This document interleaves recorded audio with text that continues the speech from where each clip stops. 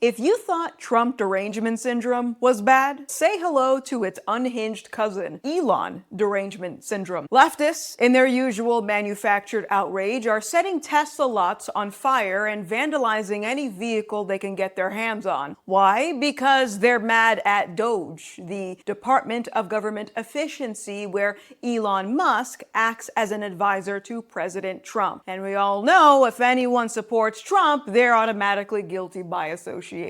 But you know what? Let's talk about d.o.g.e. What is the mission of d.o.g.e exactly? To make sure that the government runs efficiently and doesn't waste taxpayer dollars on things that don't benefit Americans. For example, $50 million for condoms in Gaza, $47,000 for transgendered opera in Colombia, $32,000 for trans comic books in Peru, and we can't forget the $2 million for sex changes in Guatemala. It's so strange. For as much as some folks believe it's the government's job to provide services and goods, you would think they'd be interested in knowing where all of the money is going. But no, they're angry. So angry that if d.o.g.e somehow discovered there was a cure for cancer, these people would throw a fit because thousands of doctors would be out of a job.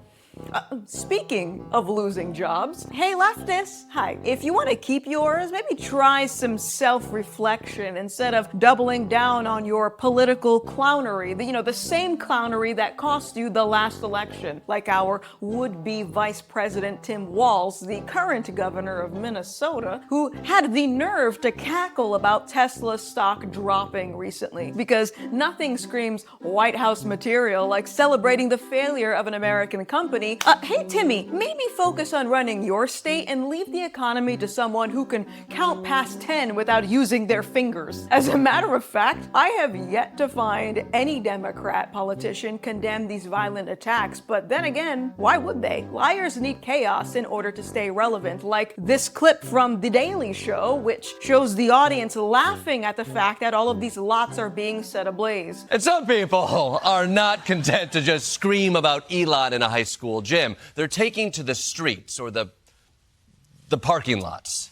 Tonight, the FBI and ATF now investigating multiple cases of possible arson targeting Teslas and Cybertrucks. Wow, you guys like petty acts of domestic terrorism, huh? Yeah.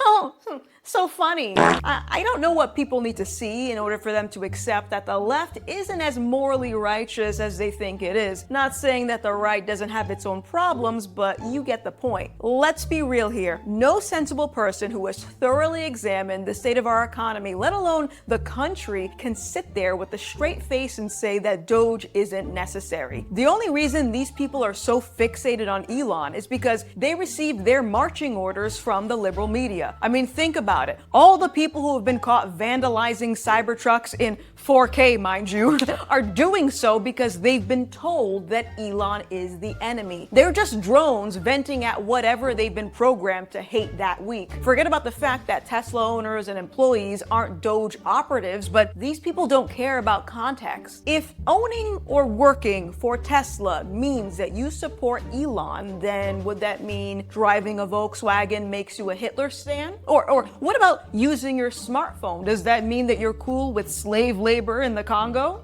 I mean, hey, this is your logic, not mine.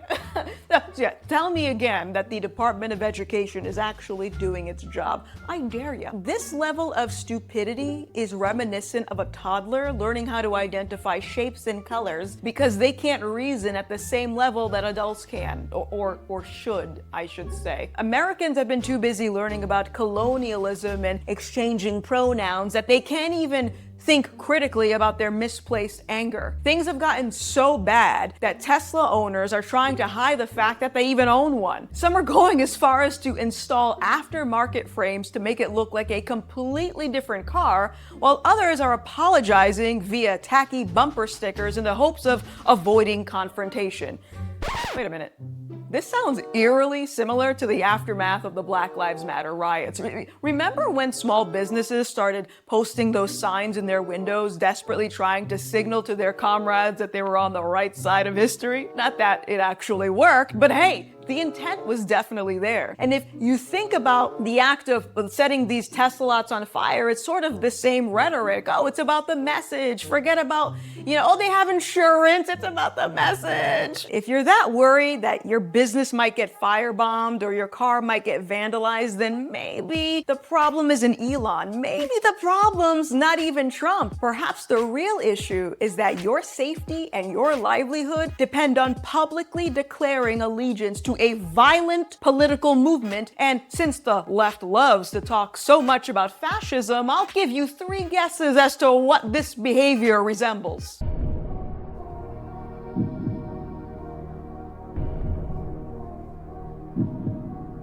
Forcing people to toe an ideological line or face real-world consequences isn't a new playbook. It's just dressed up in modern progressive rhetoric. You'd think that these people would see the irony in their ways, but apparently mirrors are hard to come by these days. Remember, these are the same folks who not even a few months ago were screeching about climate change and the economy, and yet are suddenly eager to burn down the biggest manufacturer of electric cars, thus putting thousands of Americans out of work. So what does that tell you? These people don't actually care that Americans are losing their jobs. They don't care about climate change. They never did. Torching Teslas isn't about principles. It's about punishing anything tied to Trump because the left wants to stay in power, and you're just the collateral damage in their petty crusade. This is why the more corruption Doge continues to expose, the more we're gonna see violent outbursts such as this, because to them, truth challenges everything that they thought they knew.